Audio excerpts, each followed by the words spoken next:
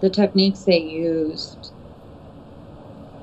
and the intimidation that you would undergo in their presence, it was so, how would you say, it was just so overwhelming and terrorizing that, you know, I don't know. She's speaking of Father Ramon Angles, an accused rapist, pederast, and Nazi sympathizer, appointed to a powerful position in the Catholic breakaway group, the Society of St. Pius X, by former Superior General Bishop Bernard Fallet, who himself is covering up and lying about sexual abuse of minors within his society.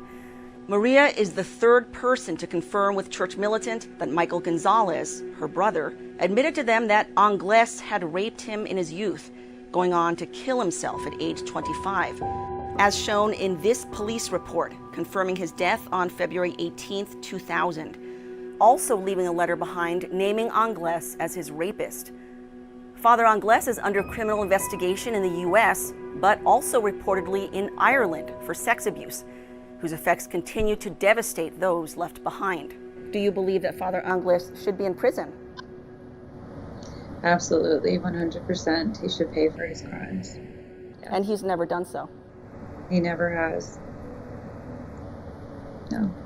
What's more, Angles has secured an attorney who's one of the most public LGBT activists in Kansas. Same-sex marriage promotes family values. Despite the accusations, Angles is the one whom Bishop Fallet, unbelievably, charged with crafting the child protection policies for the SSPX. Just like homosexual predator Cardinal Theodore McCarrick, one of America's most powerful cardinals, put in charge of drafting child protection policies for the U.S. bishops, it's a classic case of putting the fox in charge of the hen house. For the traditionalist world, they now have their own McCarrick, a case of McCarrick 2.0.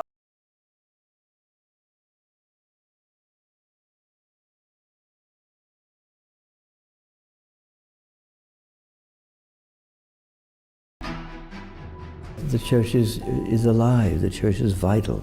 The Catholic Church in America was rocked by news in 2018 that Cardinal Theodore McCarrick was in fact a homosexual predator who for decades would take priests and seminarians to his beach house in New Jersey where he would sexually assault them.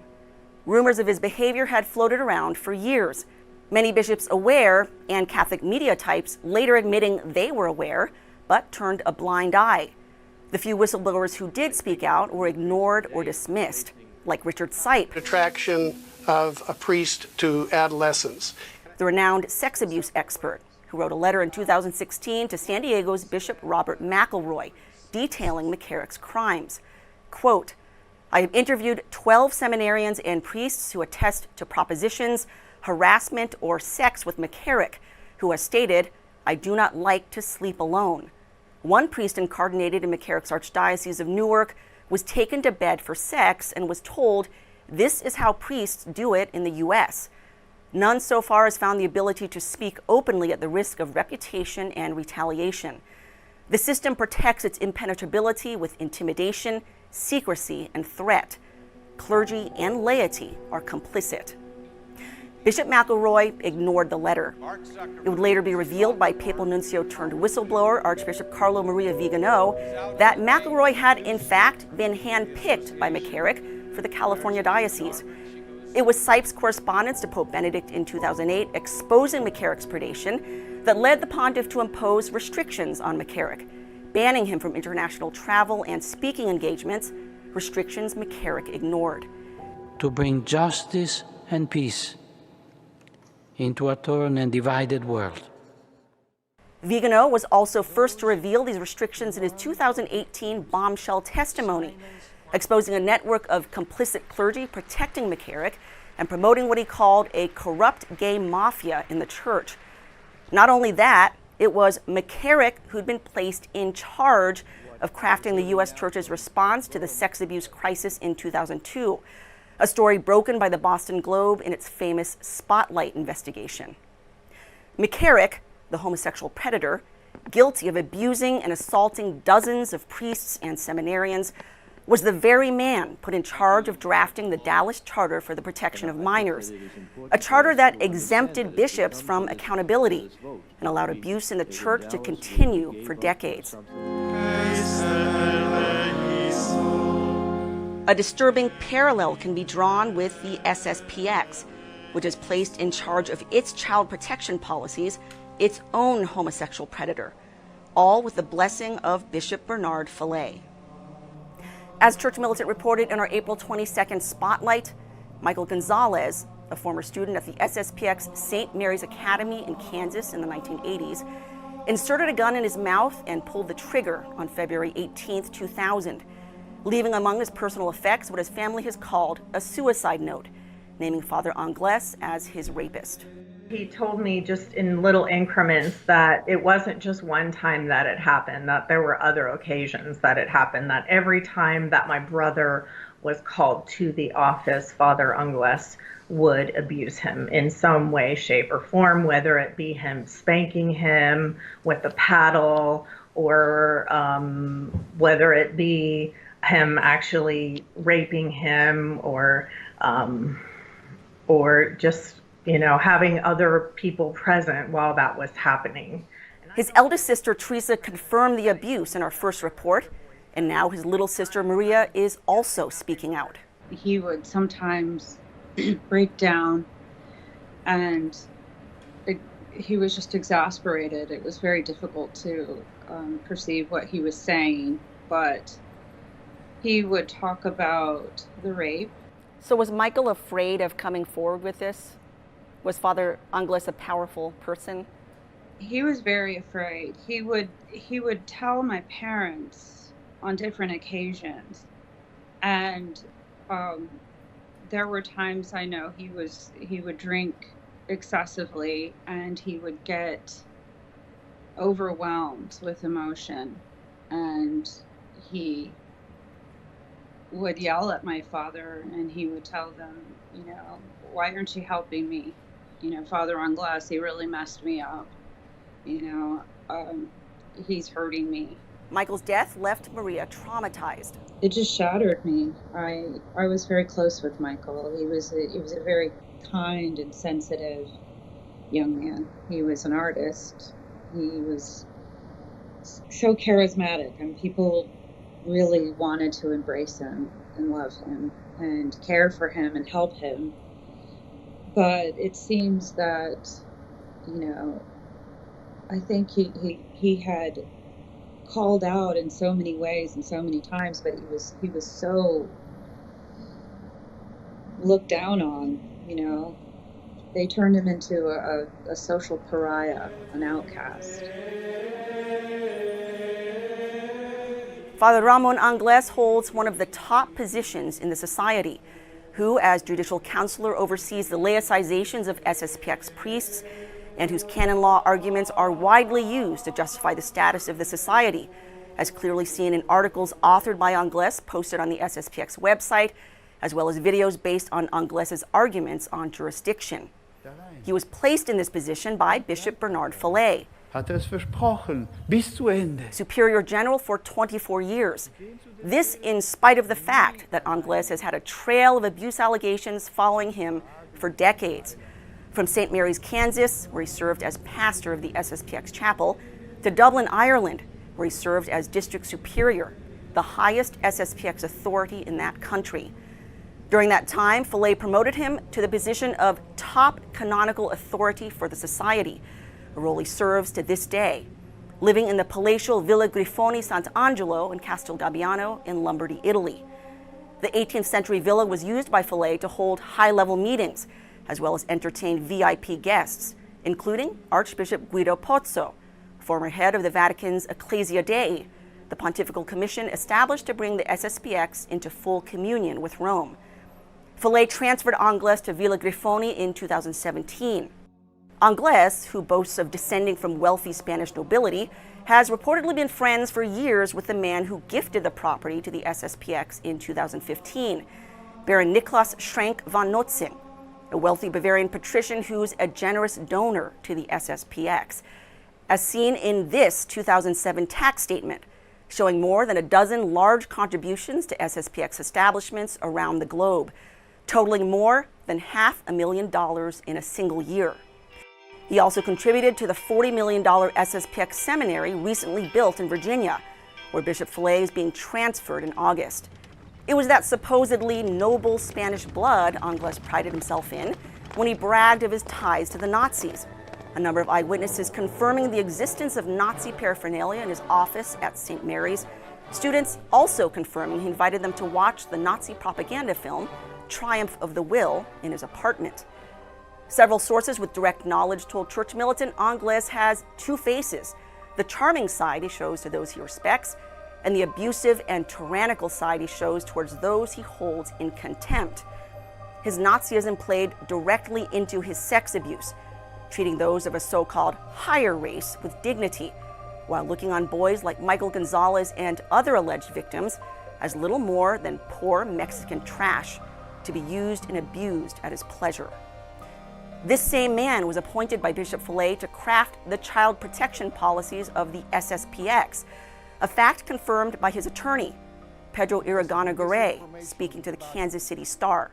Quote, "He is still with the Society of St. Pius X and is the author of its documents on policies, procedures, and protocols for responding to the sexual abuse of minors." Iragana-Garay denies the allegations on behalf of his client, telling the Kansas City Star in May, quote, "He denies and rejects most emphatically and unequivocally any allegation accusing him of indecent behavior ever."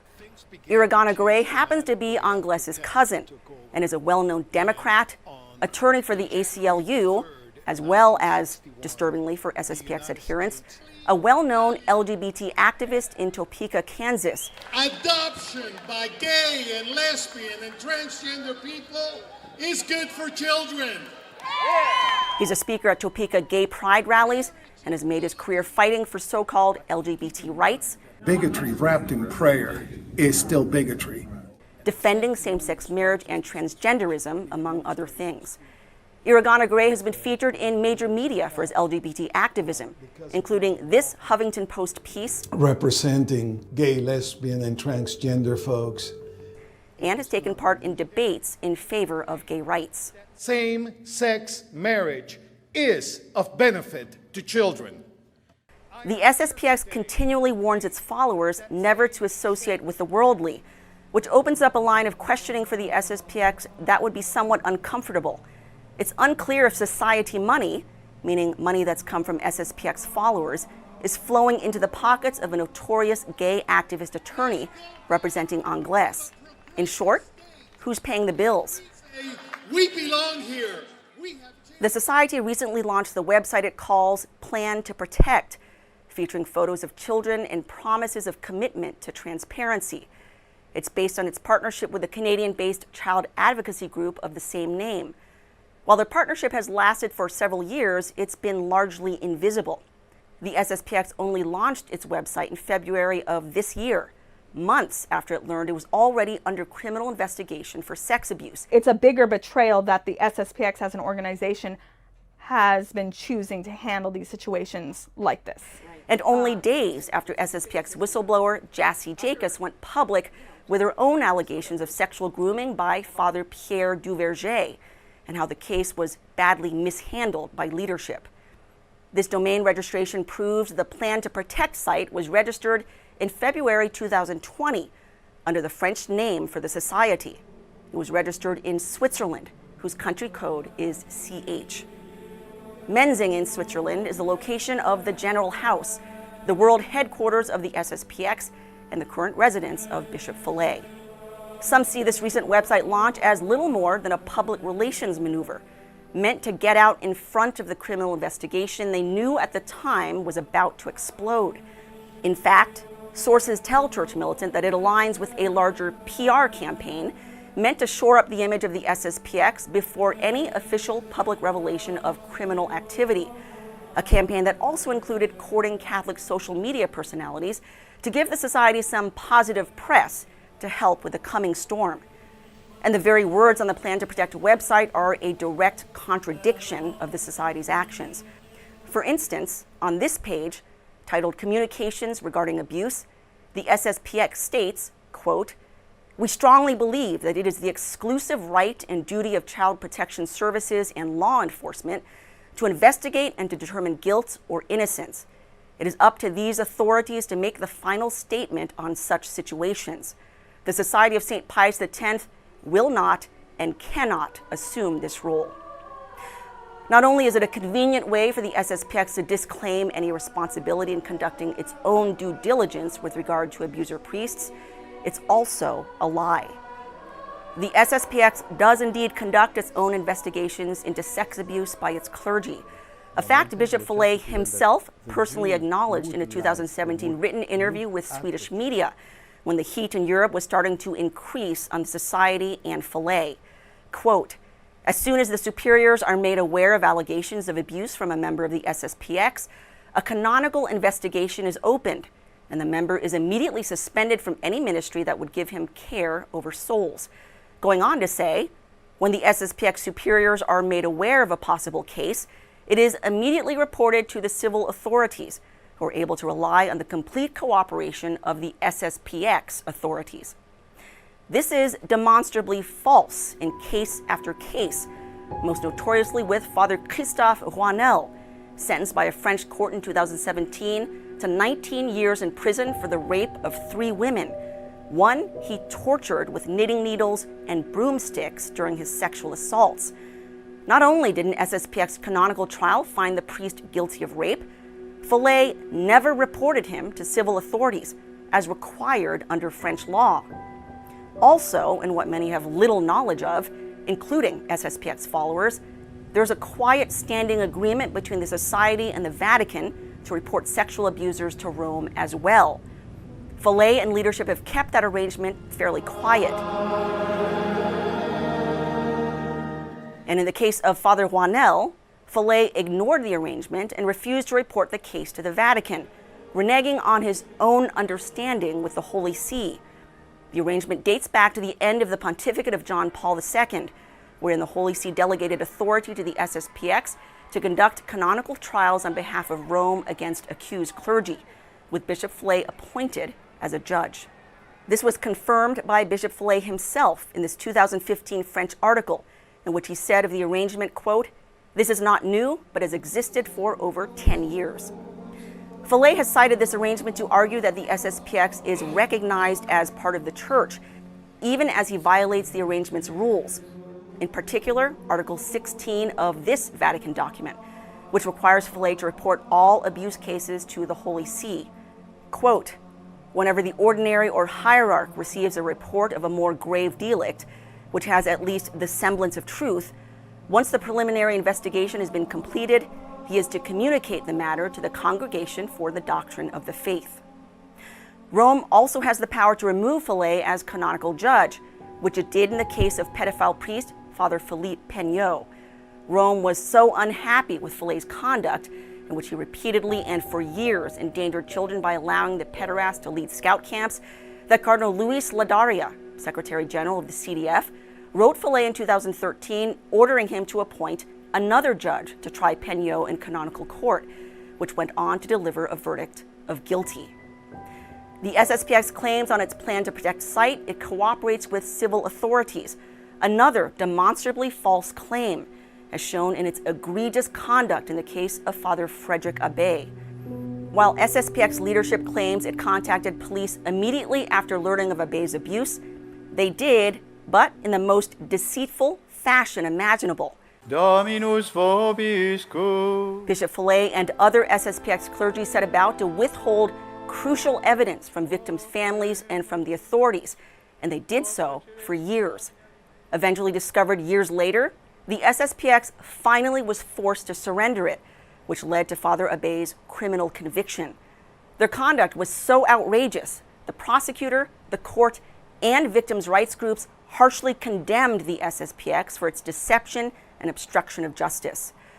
Church militants sent a series of questions to the SSPX, including, what is the exact procedure when you receive an abuse complaint against a priest, staff member, or parishioner?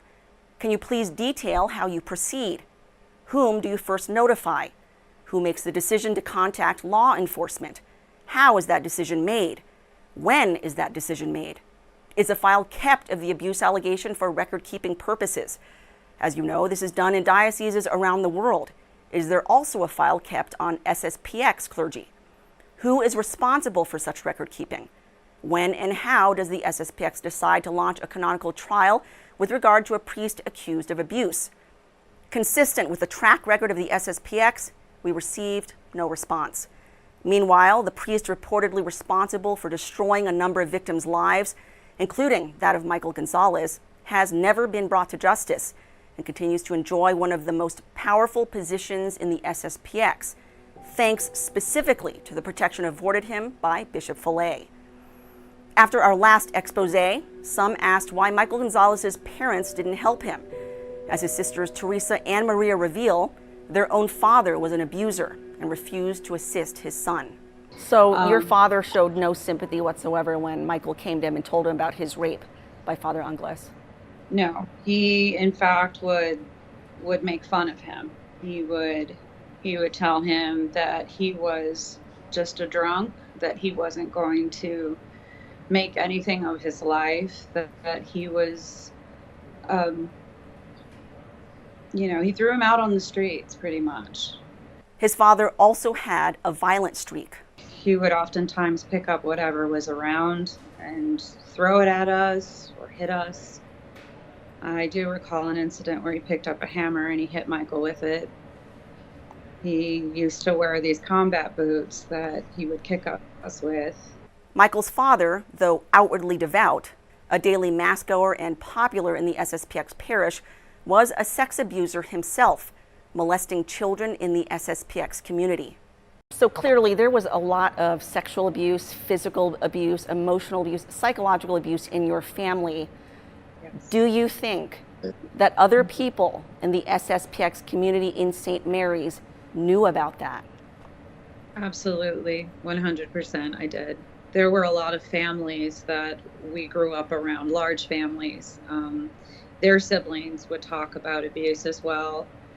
So other families in the SSPX community were also being abused by their own parents or family members? Priests, family members or priests. Among the families Mario Gonzalez was friends with was the Palmieri family, whose father, Peter Palmieri, as Church Militant previously reported, was convicted and imprisoned just this year for raping his own daughter, and whose crimes had been made known to 3 SSPX clergy back in 2012, who told Palmieri's victim not to report him to police.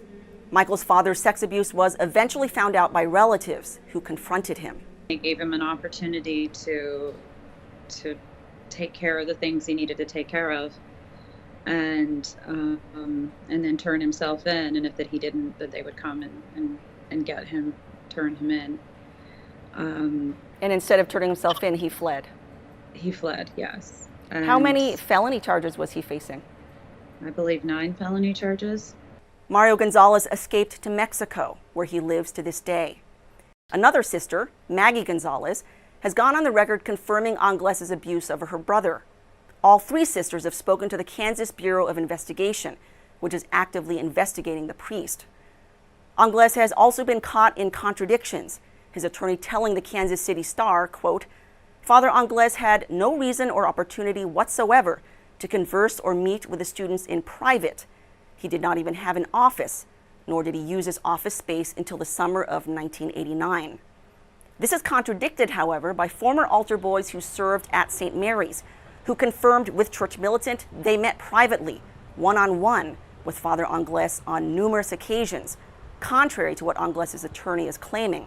In fact, Angles moved into the same building as the boys' dorms in the 1990s, as several former St. Mary's residents confirmed with Church Militant, including Philip Goff, who taught at the SSPX Academy in the 1990s and confirms Angles and his pro-gay Democrat attorney are lying. Joseph Rizzo, brother of former SSPX priest Father John Rizzo, lived in St. Mary's and also confirmed Angles had moved into the boys' dorms, writing Church Militant, quote, I remember very well that he did move his office there. His denials of everything posted does not surprise me in the least. Church Militant contacted Iragana Garay with a number of questions, including whether his client is willing to return to Kansas to undergo questioning by authorities to help facilitate the criminal investigation. No response. How do you react to the fact that after all this happened with your brother, Father Anglès was actually promoted to district superior in Ireland, meaning he was the head guy for the SSPX in the entire country of Ireland. He was promoted to that position, and not even that. He was after that promoted to the very powerful position of official canonical advisor to the society, which he inhabits today. In fact, I don't know if you've seen the pictures, but he lives in a castle in Lombardy, Italy. Amazing, beautiful, palatial residence. How do you react to all that? I just think it's the ultimate symbol of their own hypocrisy. You know, I think that's the epitome of he represents the epitome of their hypocrisy. Cardinal McCarrick got away with his crimes for many years, largely protected by complicit clergy who either knew about his abuse and stayed silent or refused to believe the stories. It would take an abuse victim finally coming forward after decades of silence to force McCarrick's day of reckoning. While Michael Gonzalez can no longer speak for himself, his family speaks on his behalf, pleading for the justice he's been denied by leaders of the society.